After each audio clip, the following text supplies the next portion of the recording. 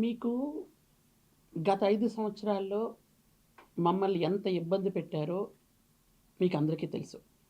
ఏదైనా ఒక కార్యక్రమం చేయాలి, ధర్నా చేయాలని బయటికి వెళ్ళాలంటే హౌస్ అరెస్టులు చేయడం, వెంటనే లేనిపోని కేసులు పెట్టడం, మమ్మల్ని లోపల పెట్టడం ఇవన్నీ కూడా మీరు చూశారు.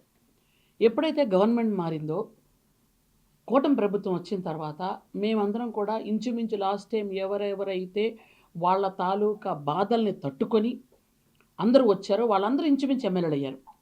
ఎందుకంటే ఈరోజు మొన్న మీరు అసెంబ్లీలో చూసుంటారు. 164 మంది ఎమ్మెల్యేల్లో 10 కేసుల కంటే తక్కువ ఉన్న వాళ్ళు ఉన్నారా అన్నా కూడా ఎవరు చేయట్లేదు. అందరికి 10 కేసుల కంటే ఎక్కువ ఉన్న వాళ్ళే ఉన్నారు. కేసులు లేని వాళ్ళు ఉన్నారా అంటే ఒక్కరు కూడా చేయట్లేదు. ఎందుకంటే ప్రతి ఒక్కళ్ళ మీద కేసులే. ఊరికనే ఉత్తుపుణ్యానికి కేసులు పెట్టారు. అలాగే అన్ని విషయాల్లో కేసులు పెట్టుకొని తిరిగారు.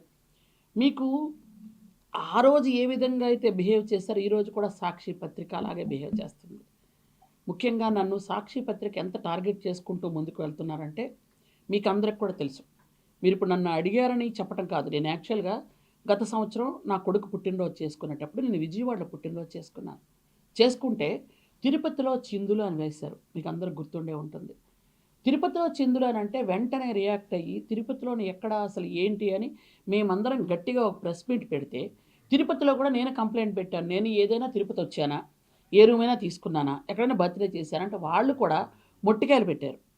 అప్పుడు నా ఇంటికి వచ్చి నా కాలు పట్టుకొని క్షమాపణ చెప్పారు ఈ సాక్షి వాళ్ళు. కానీ నేను కేసు వాపస్ తీసుకోను ఒకసారి పెట్టిన తర్వాత అని చెబితే ఆ తర్వాత మేము ఖండన వేస్తాం మేడం అని నన్ను బద్నాం చేసేది మాత్రం ఫస్ట్ పేజీలో ఫ్రంట్ పేజీలో వేశారు. ఖండన మాత్రం 5వ పేజీలో ఎక్కడో వేశారు. అంటే వీళ్ళకి కొంచెం కూడా నీతి, నిజాయితీ, ఒక ధర్మం, ఒక న్యాయం, ఆడపిల్లలు, గిరిజనులు, దళితులు అని ఏమీ ఉండదు.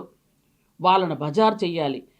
ఎంత దారుణం అంటే ఈ సంవత్సరం 4 నెలల నుంచి నన్ను టార్గెట్ పెట్టుకున్నారు.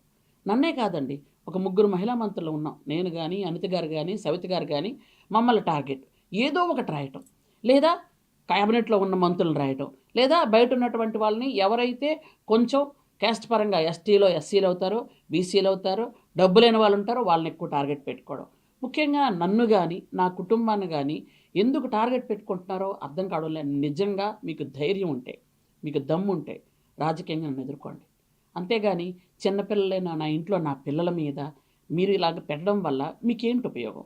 మీరు రాక్షసానందం పొందుతున్నారు తప్ప ఏం ఉపయోగం మీకు చెప్పండి.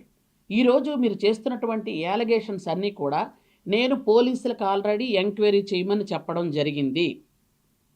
పోలీసులు ఎంక్వైరీ చేయమని చెప్పాను. కాబట్టి పోలీసులు ఎంక్వైరీ చేసిన తర్వాత నిజంగా నేను సైబర్ క్రైమ్కి పంపించమని కూడా చెప్పాను. ఎందుకంటే ఎవరైతే కంప్లైంట్ చేస్తున్నారో వాళ్ళ ఫోన్లు, కంప్లైంట్ చేసిన అందరి ఫోన్లు సైబర్ క్రైమ్కి పంపిస్తే అక్కడ మీకు తేలిపోతుంది అంతాను. అంతేగాని నన్ను కావాలి అని రాజకీయంగా ఎదుర్కోలేక మీరు నన్ను ఇబ్బంది పెట్టాలని చేస్తున్నారు. కానీ మీరు ఇంతకు పూర్వం 2-3 సార్లు పప్పులో కాలేశారు. అలాగే మీతో పాటు ఈ సాక్షితో పాటు ఇంకొక టీవీ కూడా ఇలాగే నా మీద ప్రచారం చేశారు. వాళ్ళు పప్పులో కాలేసామని చెప్పి ఒప్పుకున్నారు. ఈరోజు చెప్తున్నాను, నేను ధైర్యంగా చెప్తున్నాను, నేను తప్పు చేశానని కానీ, నా బిడ్డలు తప్పు చేశానని కానీ మీ దగ్గర ఆధారాలు ఉన్నాయా? అన్నీ మార్ఫింగ్ ఆధారాలే. అవి తీసుకెళ్ళి ఇస్తున్నారు. మార్ఫింగ్ ఆధారాలతో మీరు ఏం చేయగలుగుతారు? మమ్మల్ని భయపెట్టాలనుకుంటున్నారా? బెదిరించాలనుకుంటున్నారా? ఒక గిరిజన మహిళనైన నేను, నా బిడ్డ, మమ్మల్ని మీరు బెదిరించాలనుకుంటున్నారా? ఏ విధంగా బెదిరించాలనుకుంటున్నారు మీరు? అంటే ఏదో ఒక కంప్లైంట్ పెడితే వాళ్ళే నోరు మూసుకొని ఊరుకుంటారు అనే. ఈరోజు సాలూరు నియోజకవర్గంలో అభివృద్ధి జరుగుతుంది అని అంటే మా చంద్రబాబు నాయుడు వల్ల జరుగుతుంది. మా చంద్రబాబు నాయుడు గారు నాకు ఇస్తున్నటువంటి నిధుల వల్ల జరుగుతుంది. మా లోకేష్ బాబు గారు నాకు ఇస్తున్నటువంటి ఒక ఉత్సాహం, ఒక మోటివేషన్ వల్ల జరుగుతుంది. ప్రతి గ్రామం కూడా మీరందరూ చూస్తుంటారు. ప్రతి గ్రామం కూడా నడిచి వెళ్తున్నాం. ఎందుకంటే రహదారులు లేవు. అలాంటి వాటికి రహదారులు వేస్తున్నాం. డోలీ మోతలు తగ్గించాలని ప్రయత్నం చేస్తున్నాం. అలాగే ఆ రోజు మేము 14-19లో హాస్పిటల్ శంకుస్థాపన, 100 పడకల శంకుస్థాపన చేస్తే కనీసం ఒక పైసా నిధులు కూడా ఇవ్వకుండా గత 5 సంవత్సరాలు ఒక ఉప ముఖ్యమంత్రి మా నియోజకవర్గం ఉన్నా వదిలేశారు మీరు. నేను ఈరోజు దానికి నిధులు తీసుకొచ్చి హాస్పిటల్ పూర్తి చేశాను. సంవత్సరం 3 నెలలు అయింది. వచ్చే నెల నేను దాన్ని ప్రారంభోత్సవం పెడుతున్నాను. అలాగే రోడ్లు, నేను ఈరోజు మారుమూల గిరిజన గ్రామాల్లో రోడ్లు కావాలని పవన్ కళ్యాణ్ గారిని అడిగితే అన్న నాకు మాట ఇచ్చి మీకు మారుమూల గిరిజన గ్రామాల రోడ్లు వేస్తామని చెప్పి ఒకసారి మా నియోజకవర్గం కూడా వచ్చి చూశారు. చూసి ఒక రోడ్డుకి శంకుస్థాపన చేసి కూడా వచ్చారు.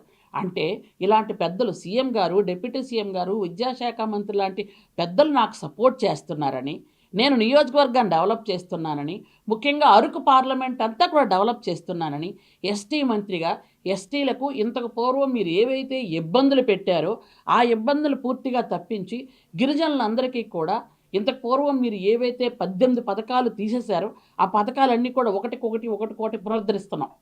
ఈరోజు హాస్టల్స్లో ఎక్కడ కూడా ఇబ్బంది లేకుండా ఒకటి అన్నిటికీ ఆర్ఓ ప్లాంట్లు ఇవ్వటం కానీ, అన్నిటికీ అందరికీ కూడా మంచి భోజనం పెట్టడం కానీ, యూనిఫామ్ కానీ ఇవన్నీ చేసుకుంటూ వెళ్తున్నాం.